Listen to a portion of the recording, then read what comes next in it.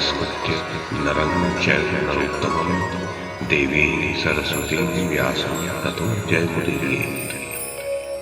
ओम नमो भगवते वासुदेवाय। ओम नमः पितामहाय। ओम नमः प्रजापतिभ्यः। ओम नमः कृष्णद्वैपायनाय। ओम नमः सर्वविघ्नविनायकेभ्यः।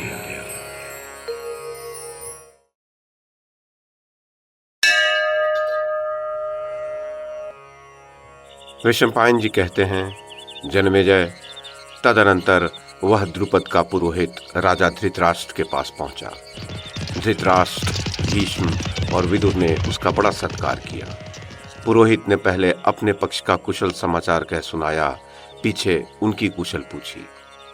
उसके पश्चात उसने समस्त सेनापतियों के बीच इस प्रकार कहा, ये बात प्रसिद्ध है कि धृतराष्ट्र और पांडु दोनों एक ही पिता के पुत्र हैं, अतः पिता के धन पर दोनों का समान अधिकार है। परंतु धृतराष्ट्र के पुत्रों को तो उनका पैतृक धन प्राप्त हुआ और पांडु के पुत्रों को नहीं मिला। इसका क्या कारण है? कौरवों ने अनेक बार कई उपाय करके पांडवों के प्राण लेने का उद्योग किया, परंतु उनकी आयु शेष थी, इसलिए वे उन्हें यमलोक न भेज सके। इतने कष्ट सहन करने के पश्चात भी महात्मा पांडवों ने अपने बल से राज्य बढ़ाया, किंतु क्षुद्र विचार रखने वाले धृतराष्ट्र पुत्रों ने शकुनी के साथ मिलकर छल से वह सारा राज्य छीन लिया। राजा धृतराष्ट्र ने भी इस कर्म का अनुमोदन किया और पांडव 13 वर्ष तक वन में रहने को विवश किए गए। इन सब अपराधों को भूलकर वे अब भी कौरवों के साथ समझौता ही करना चाहते हैं। अतः पांडवों और दुर्योधन के व्यवहार पर ध्यान देकर मित्रों तथा हितैषियों का यह कर्तव्य है कि वे दुर्योधन को समझावें। पांडव वीर हैं, तब भी वे कौरवों के साथ युद्ध करना नहीं चाहते।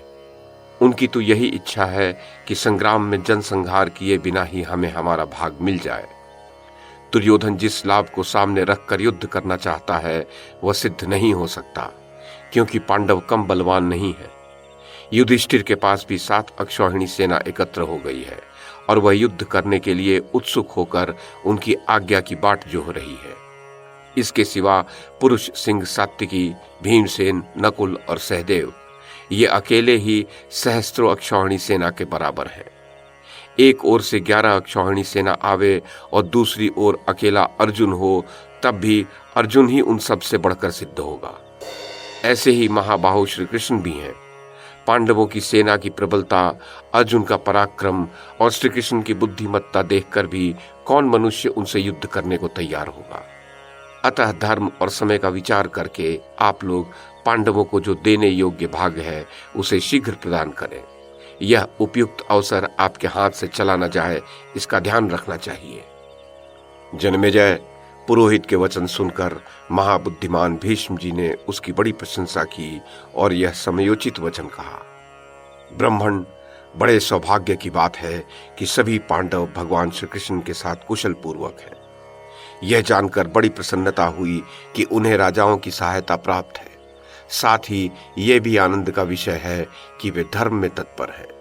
वे 5 भाई पांडव युद्ध का विचार त्याग कर अपने बंधुओं से संधि करना चाहते हैं, ये तो और भी आनंद की बात है। वास्तव में किरीटधारी अर्जुन बलवान, अस्त्र विद्या में निपुण और महारथी है। भला युद्ध में उसका सामना कौन कर सकेगा? साक्षात इंद्र में भी इतनी शक्ति नहीं है, फिर दूसरे धनुषधारियों की तो बात ही क्या है। मेरा तो विश्वास है कि वह तीनों लोकों में एकमात्र समर्थ वीर है।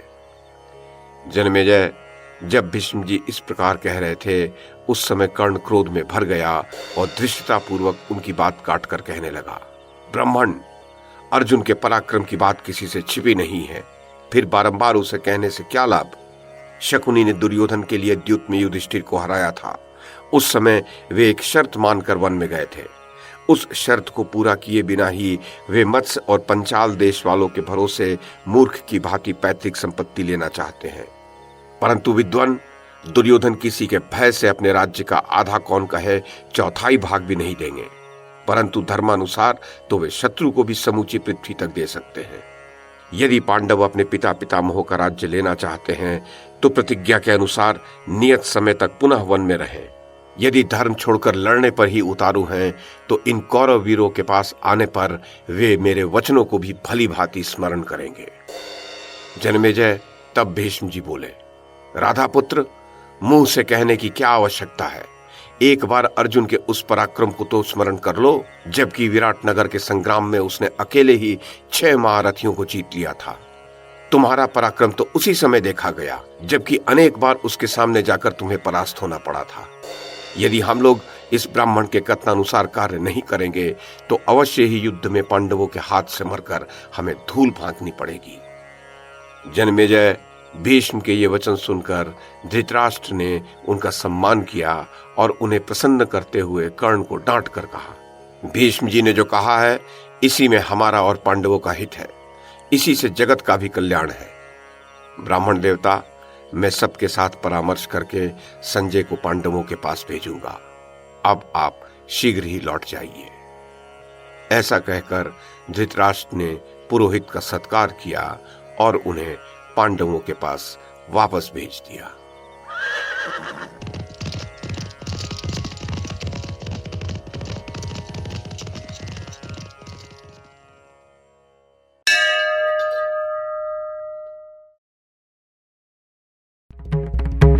YouTube के माध्यम से महाभारत की कथा को एक श्रृंखला के रूप में प्रस्तुत करने का हमारा ये प्रयास यदि आपको सराहनीय लगा हो तो कृपया इस कड़ी को लाइक और शेयर करें, चैनल को सब्सक्राइब करें और बेल आइकन को दबाएं। साथ में अन्य लोगों को भी देखने के लिए प्रेरित करें।